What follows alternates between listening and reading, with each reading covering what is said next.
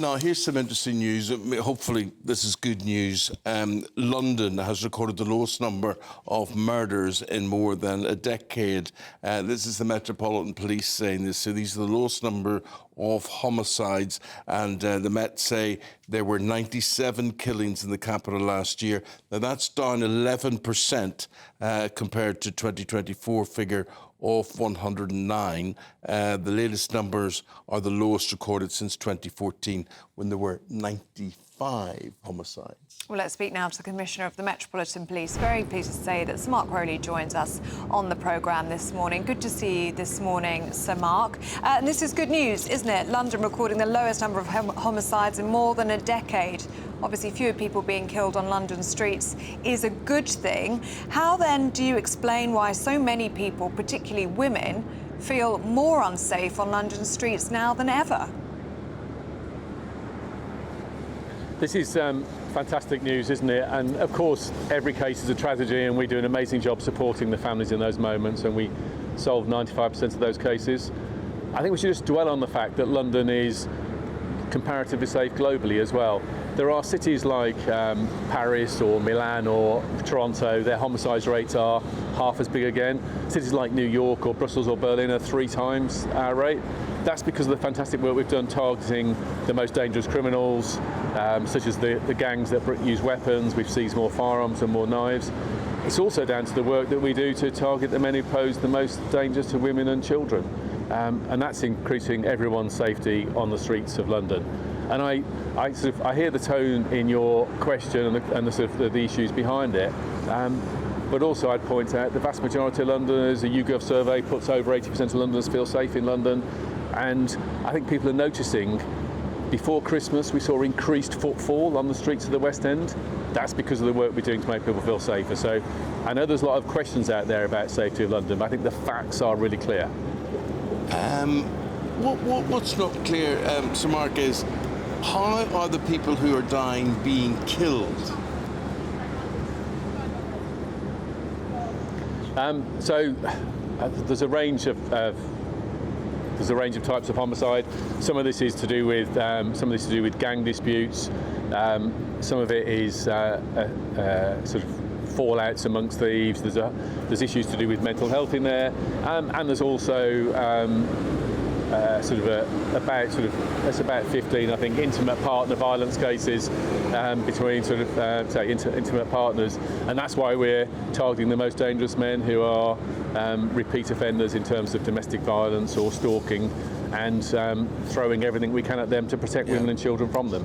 But it is fascinating when you talk about targeting men. I mean, so presumably we take it for granted that men are the killers. If you're going to be killed by someone, it's going to be a man. And who's likely to be killed? So people like Ellie and me will be watching the telly or listening to the radio today, and we'll be saying, is this going to happen to me? Should I be overly concerned about walking the streets of London? No, you shouldn't. Nobody should be overly concerned about walking the streets of London. London is a safe city. I say a big proportion of homicide is amongst crime gangs, but some does affect other people, and that's what we're tackling, and that's why this is such good news that the lowest per capita homicide rate London has ever seen in the biggest London. That's fantastic, fantastic news, because the brilliant men and women of the Met, we're bearing down on, targeting the most dangerous, arresting 1,000 people more a month, using new technologies like facial recognition to get more criminals off the street. That's what's making London safer. You want Londoners to feel safe. We've heard so much about these monsters in the Metropolitan Police, Wayne Couzens, David Carrick, Cliff Mitchell, just to name but a few. You would have seen those details last week. 5,000 officers not properly vetted between 2018 and 2022. A news story today revealing that 2 sex offenders and 300 staff with a criminal record are still on the Metropolitan Police payroll.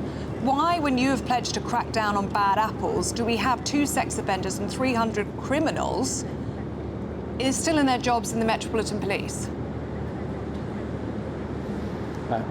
So that report that was published last week was one that I commissioned. The work we've been doing to bear down on standards We've removed more than 1,500 men and women from the Met in the last 3 years for standards-related issues. That's more than triple the rate before. We're the most vigorous, most serious you could possibly be on these issues. That data is a moment in time. Some of those cases in there will be people who are currently going through vetting systems. Others will be minor offences. We'll have people who, when they're 14, got cautioned for a minor offence, and they join the police when they're 25 or 30. So there's a range of different factors in there. But the public can be assured we're being as robust and vigorous as is possible to make sure that we have the integrity in the organisation. The thing I'm most proud of is all the people being removed from the Met. That's not about me and a few senior people doing it. A lot of that is about the good men and women of the Met who care about Londoners, the ones who are going out protecting victims day in and day out. They want a safe Met, and they're giving more information, which is helping us deal with the colleagues who shouldn't be in the organisation. That's why they're being so successful, and that's why trust in the Metropolitan Police is growing. Perception, Sir Mark.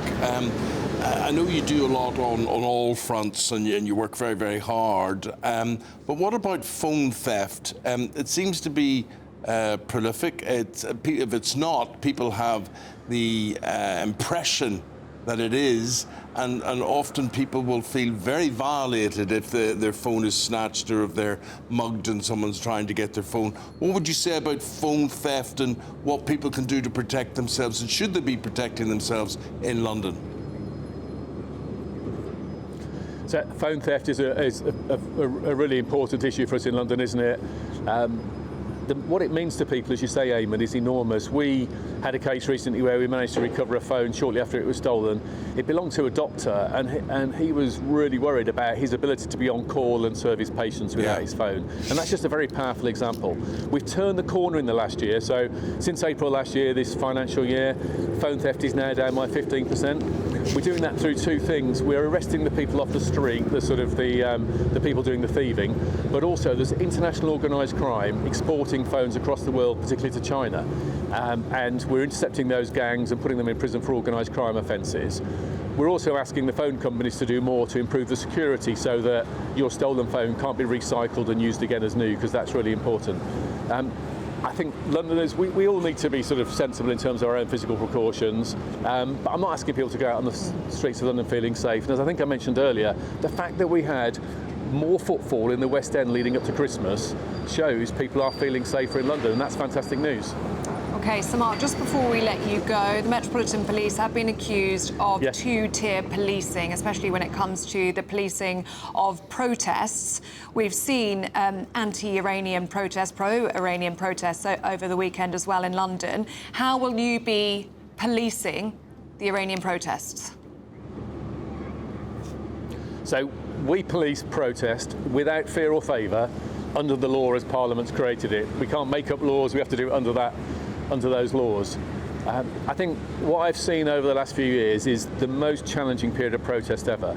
And our command teams who are making the decisions and the officers on the streets, it is routine now for one side of the argument to say you were too lenient on that group, and the supporters of that group saying you were too harsh on them. We're constantly criticised from both sides because we're the people on the street dealing with tension and trying to manage that tension and deal with illegal behaviour.